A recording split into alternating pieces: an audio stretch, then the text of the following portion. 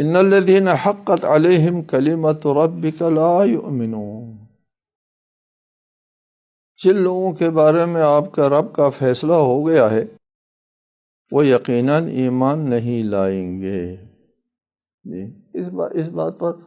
ہم نے کافی وضاحت پہلے اس کی وضاحت کی ہے کہ اللہ تعالیٰ ہدایت کے لیے تمام راستے کھول دیتا ہے، تمام وسائل فراہم فرماتا ہے،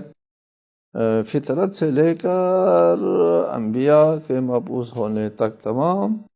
سہولتیں فراہم فرماتا ہے، حجت پوری کرتا ہے، پھر اس کے بعد ایمان نہیں لاتا۔ حق درمی کی وجہ سے، ضد کی وجہ سے، مفادات کی وجہ سے، بہت سے اسباب ہوتے ہیں جن کی وجہ سے ان کے عقل جو ہے وہ کام نہیں کرتی، اس کے اوپر پردے پڑے ہوئے ہوتے ہیں مفادات کے۔ پھر اس کے بعد اللہ تعالیٰ کا فیصلہ آتا ہے ان کے خلاف۔ یہ لفظ بہت استعمال ہوا قرآن مجید میں، حقا، یعنی اللہ تعالیٰ کا کلمہ فیصلہ جب پائے ثبوت کو آتا ہے تو اس کے بعد یہ لوگ پھر ایمان نہیں لاتے۔ اللہ کا فیصلہ کب آتا ہے؟ جب ان کے اوپر حجت پوری ہو جاتی ہے، جب ان کا ایمان لانا جو ہے وہ تقریباً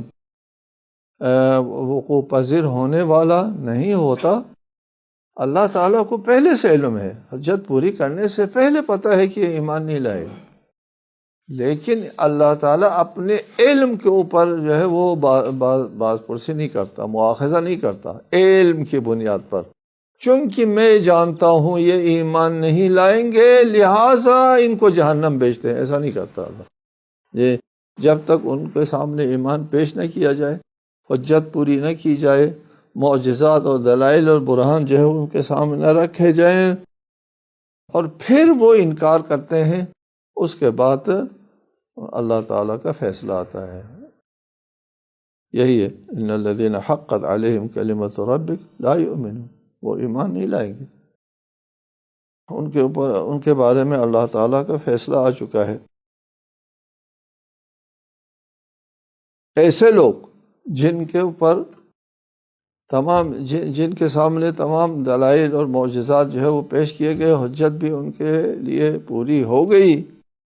اور پھر بھی مفادات کی وجہ سے وہ ایمان نہیں لاتے،